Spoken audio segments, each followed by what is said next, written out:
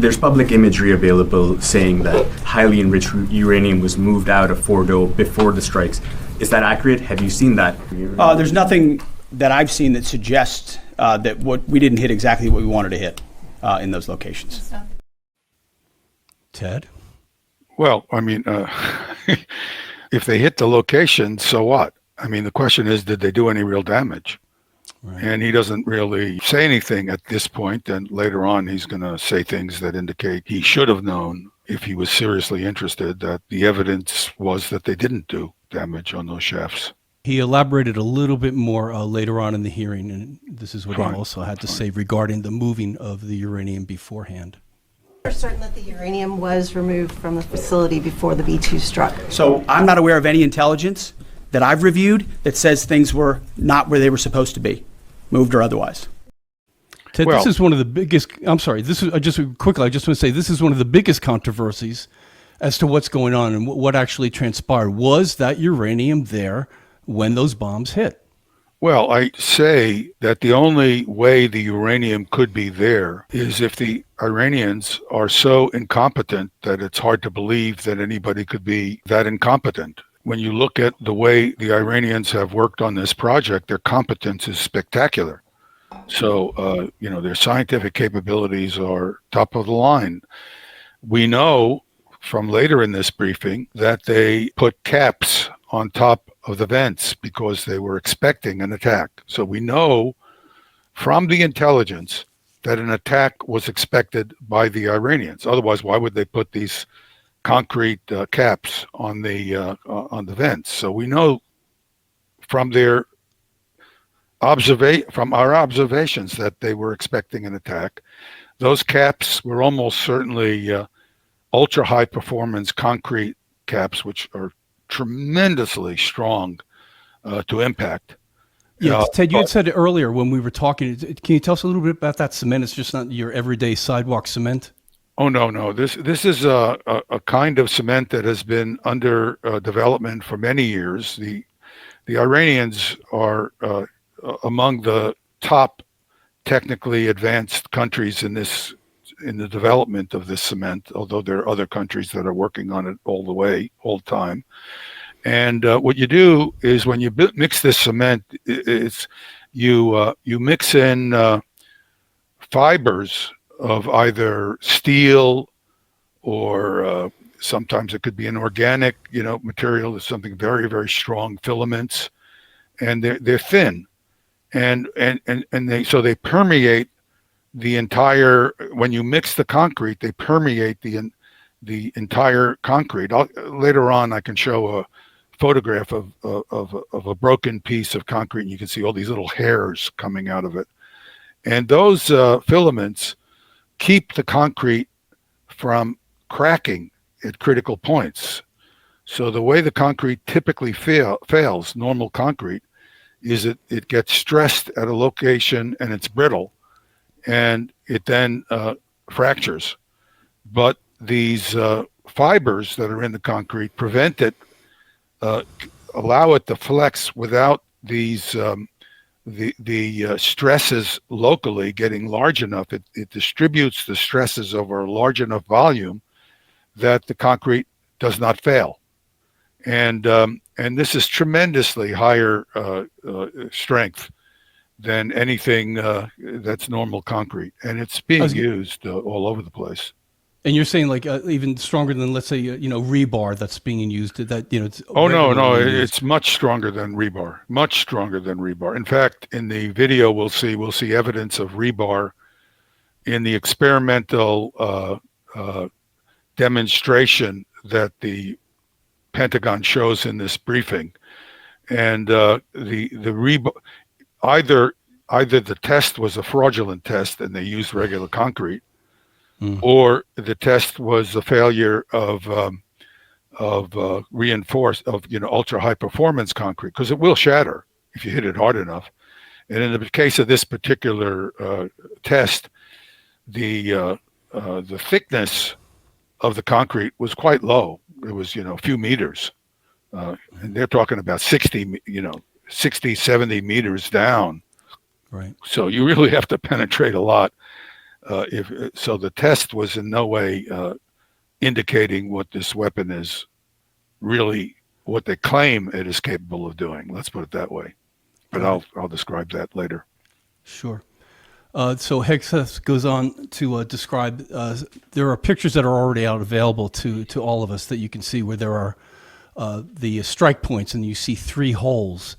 Well, Hegseth goes on to explain why that's a little bit, not deceiving, but to an untrained eye, you don't know what you're looking at. So he explains to us what's going on with these 3 holes. With his untrained eye, he explains to us, yes, go ahead. Fair enough. So here we go. Even in just the public reporting, if you see the post-strike shaft of the 3 holes, the vast majority, and fairly so, the vast majority of speculation has been those are the 3 strike points. When in actuality, what you realize is these are the vents, these are the caps, the first munition took the cap off, and the other 5 went down the center hole, which if you're planning the target, you would want it to be the direct one going to the bottom. These are the types of things that go into the planning for a strike that the Pentagon would not expect the press corps, the American people, to initially understand. Ted, do you buy that description? I think it's not quite accurate, but it's no surprise given that he probably made no real preparation for this talk.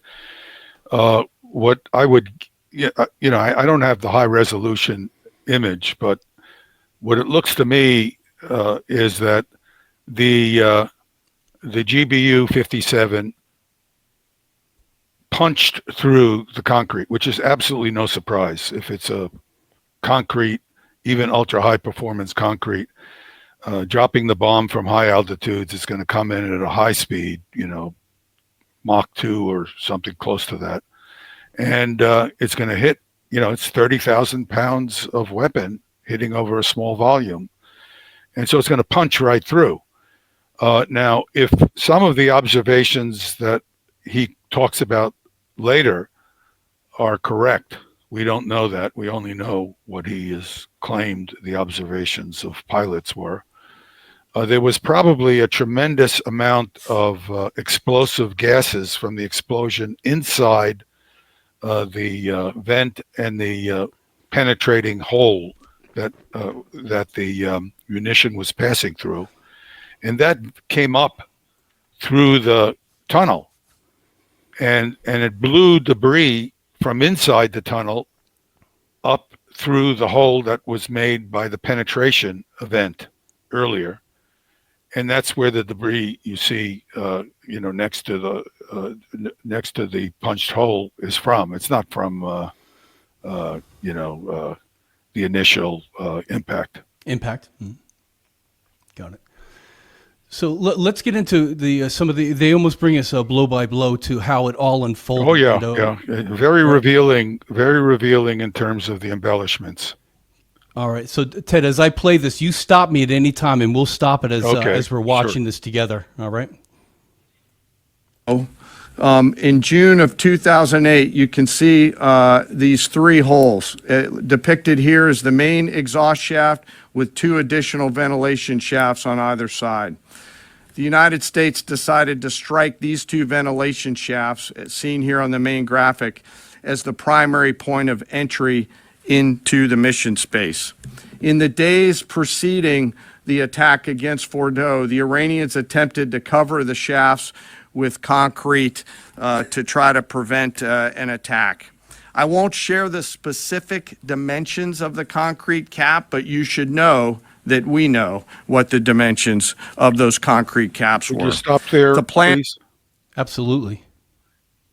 This is an example of deception or just profound ignorance by the chair of the Joint Chiefs. If you put a cap on top of these vents, which is obvious they did, we can see that they did, and in fact, that indicates to us that they were forewarned of the attack, which also indicates that they would have almost certainly removed the uranium, the enriched uranium that we were going to target, because that's an easy thing to do, as we'll discuss later. But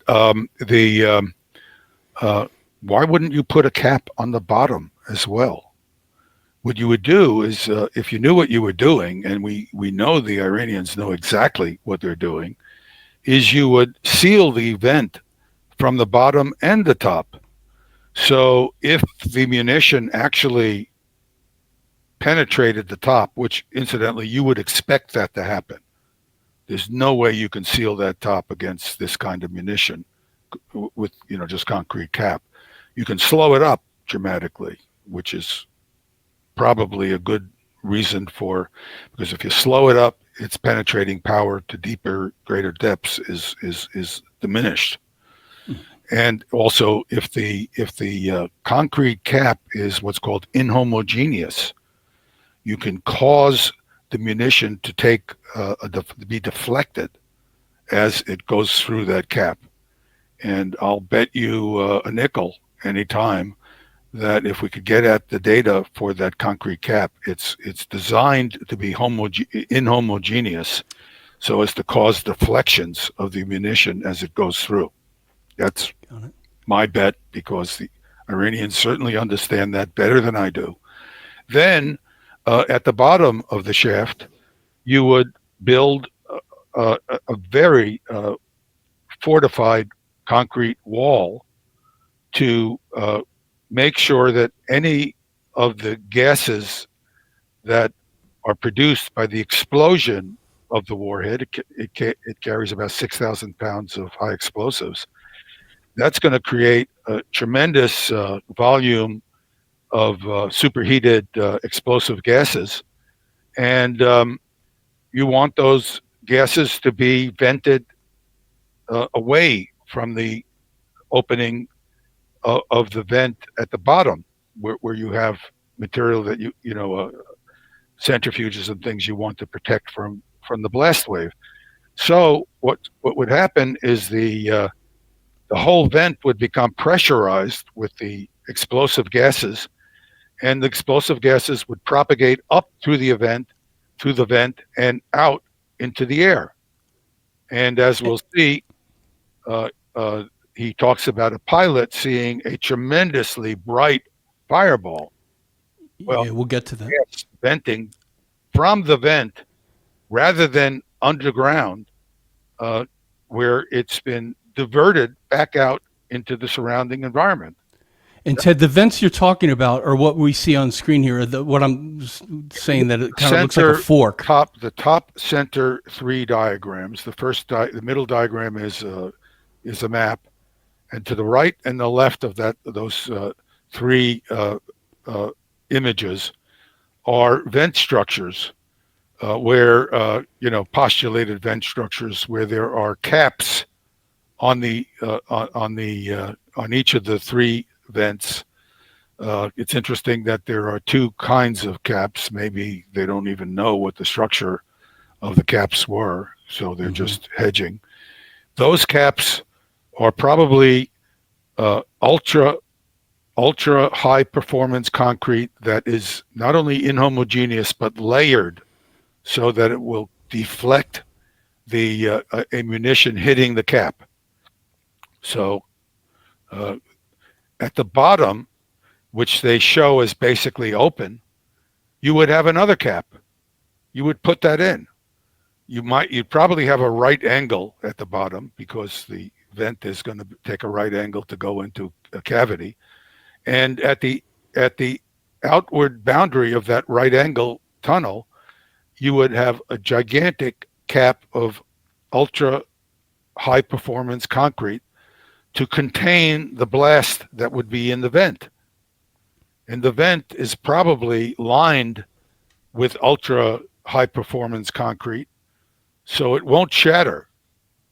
So the walls will not necessarily shatter from the blast. They won't be large enough. So the vent will still be usable after everything is over. So I would hope that the chair of the Joint Chiefs would know enough about the construction from his subordinates that he would know that this is likely to be the case.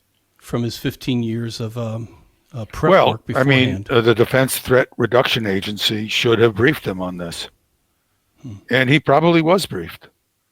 He either didn't remember, or he doesn't know, or he doesn't care, or he's lying. When I briefed the chief of naval operations about these things, he had an impressive memory.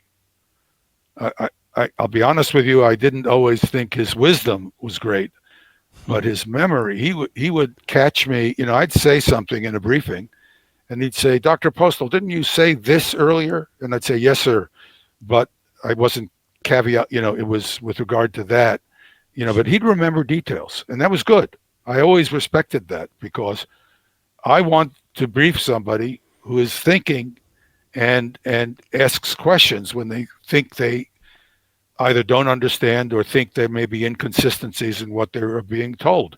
This is the way Tulsi Gabbard behaved when I briefed her.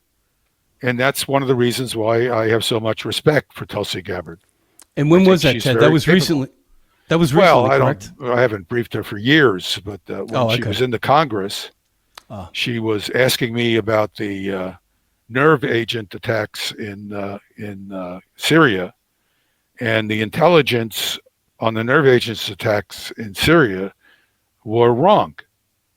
And in fact, this was Senator Mark Kelly tried to make an issue of this when she was being when she was being confirmed. Yeah, when she was being confirmed, and I tried to communicate with Mark Kelly and his staff, and they weren't interested. And let me take this opportunity to point out that if Senator Kelly would like to talk to me about what I'm saying here, I'd be pleased to talk to you, Senator.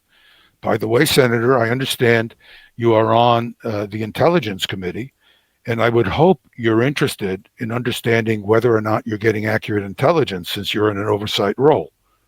So please feel free to contact me.